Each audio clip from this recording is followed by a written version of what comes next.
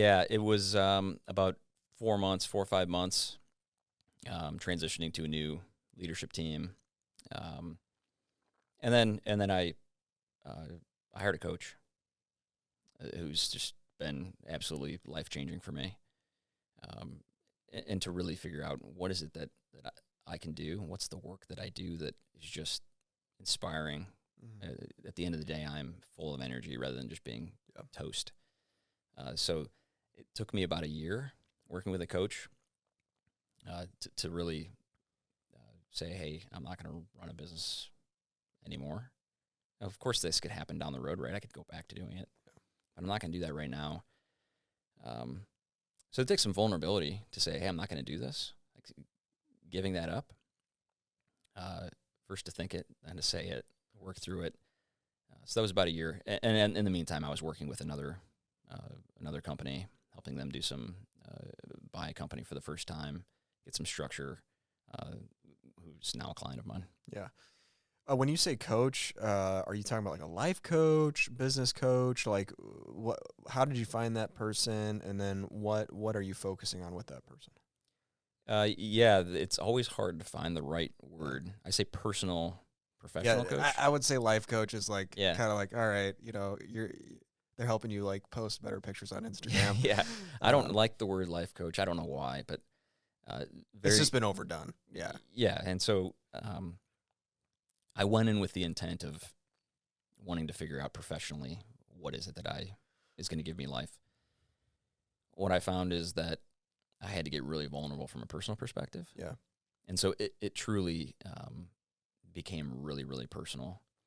And part of that was to really figure out, who am I? So is there a little bit of therapy? Yeah. There's coaching.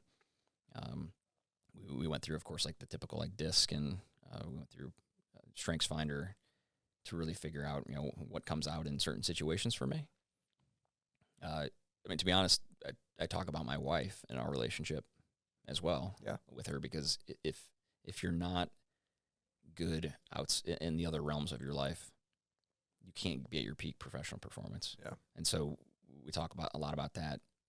There's certainly tie-ins from how you deal with your personal relationships to then how do you deal with them in your professional life.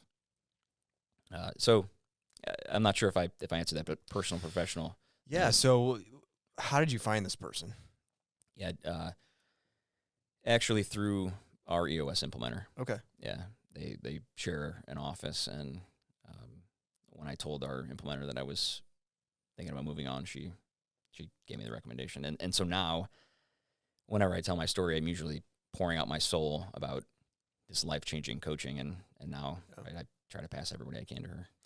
Yeah, it's interesting. So, like, what does something like that cost? How like frequency? Yeah. How does that work?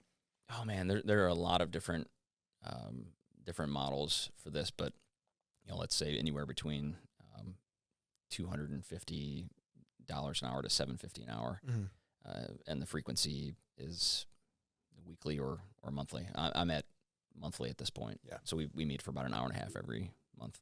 Yeah, and is that like pretty like same with EOS? Is that pretty like you go through like a criteria like every single time, like questions like, hey, how is this? Go through like, or is it just kind of open?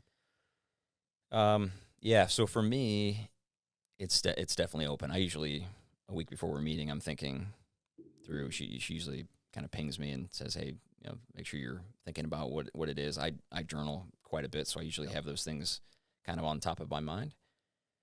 And then if there's something specifically that I'm either struggling with, want to talk through, we'll do that. Yeah. There have been plenty of times though that I have nothing, and in just kind of an update, when I'm talking about updates, she kind of pulls the thread on something that's really important, and it becomes a transformational meeting.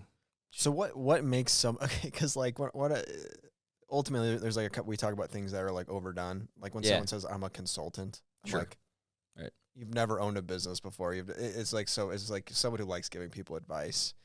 What characteristics of this person are like, because you, from the little bit I do know about you, like pretty disciplined, and you hold things in pretty high regard.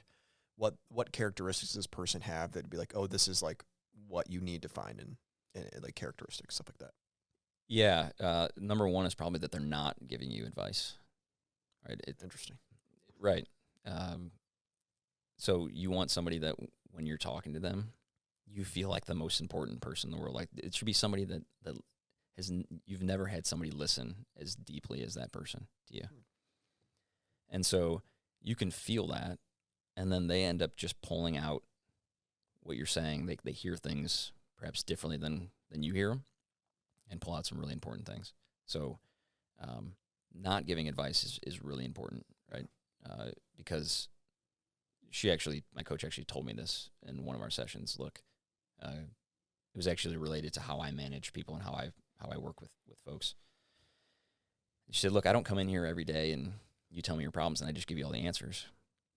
And it kind of a light bulb flipped for me, right? It's actually, she's leading me and guiding me there, asking the right questions. But when we figure those things out in our own mind, right, connect the dots, it sticks so much better rather than just, oh, here's what you should do, right? I've tried that probably too many times with my wife to know I can't solve the problem just by telling the solutions.